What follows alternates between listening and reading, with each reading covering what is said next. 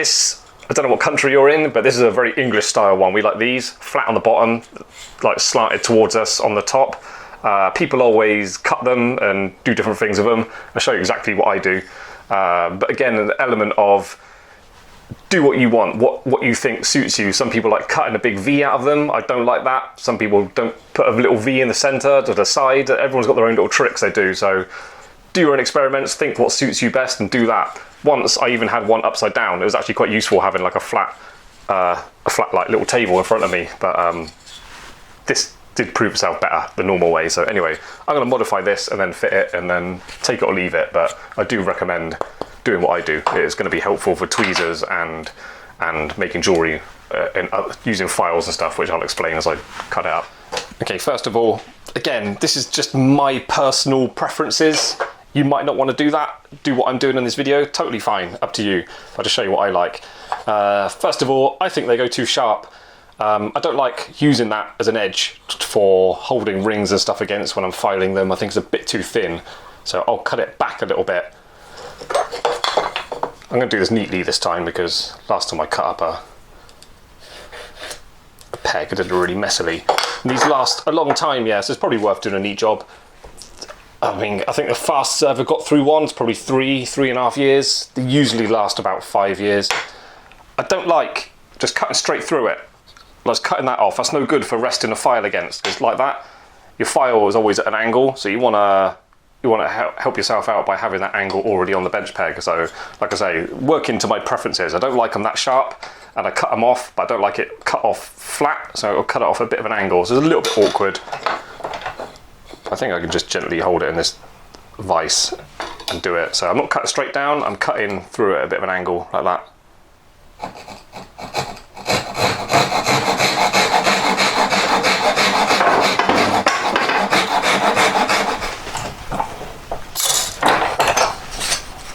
There you go.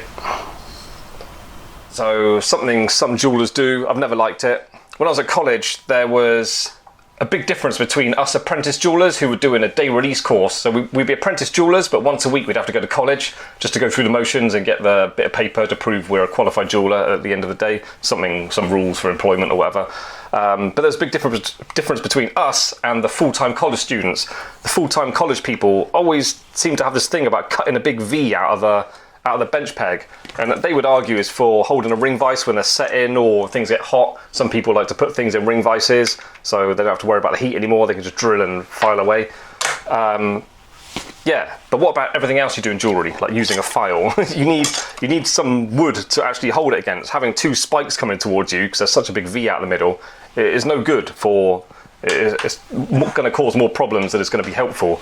So yeah, if you're going to cut a V out of it, I recommend just a small one, go back a centimetre or something, because it is useful having a little edge you can like put a ring on.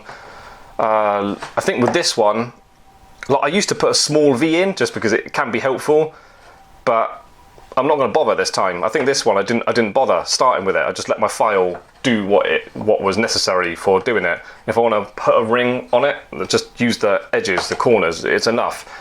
I don't think you need to put a V in at all, but again, do what you want. But if you're going to put a V in, take it easy. don't go back halfway and then back there. You don't need to. It's going to be more of a hindrance than a help.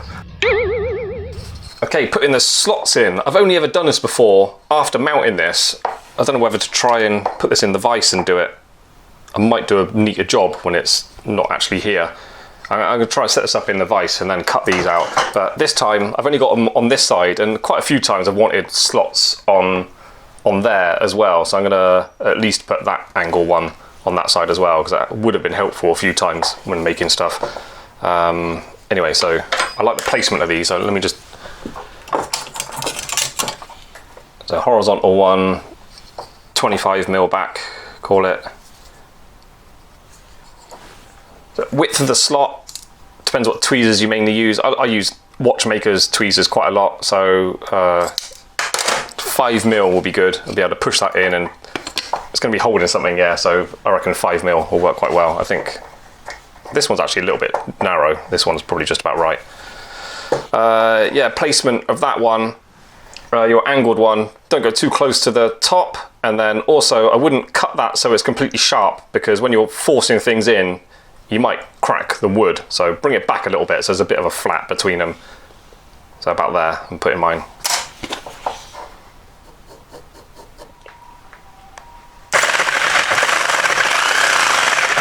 Ooh.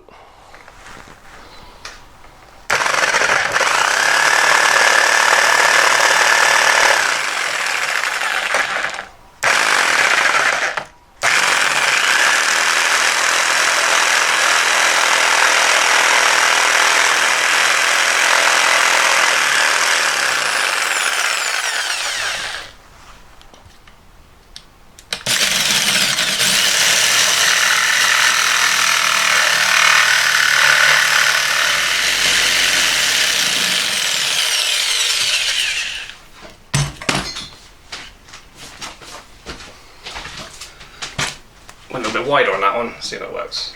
That's good. Okay. Okay, so that's done. Just give it a buff, make it look nice.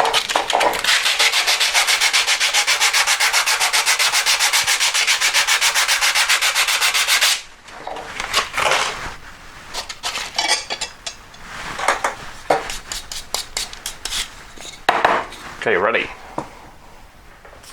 Okay, so let's dig this one out. Can't actually remember. Yeah, thought so. Just wedged in there. Look at that. That, if you're working mostly in gold and platinum, could be worth a fortune down there. You may even find, which I have done in the past, you find long lost little diamonds that went missing. Look at that. Okay.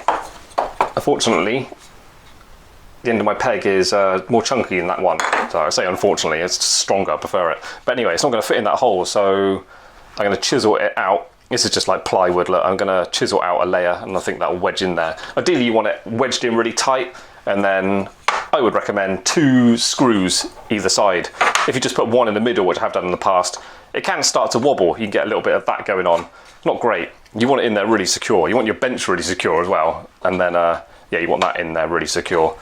And tighter the better, because it stops you losing little, if you've got a little bit of a gap, you can lose little stones and stuff in there, and it accumulates all the lemon like you just saw. So anyway, do what you got to do, get that wedged in.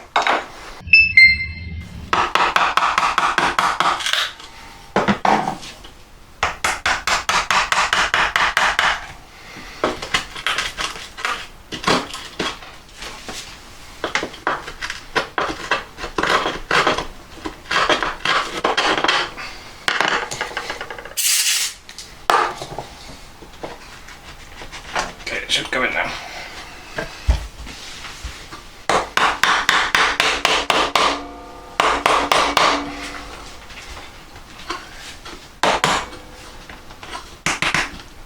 That's it. Okay, so I've got that in position now, reasonably sturdy. I'm going to secure it in with 2 screws. I won't bother filming that, so basically I'll just drill up underneath both sides and then put a screw in. But yeah, basically you want it nice and tight to the end. If for any reason you can't not have a gap there, I suppose you could use filler, like wood filler, wall filler even, just stop loads of lemon and things getting lost down there. But yeah, basically that's how I modify a bench peg and fit it.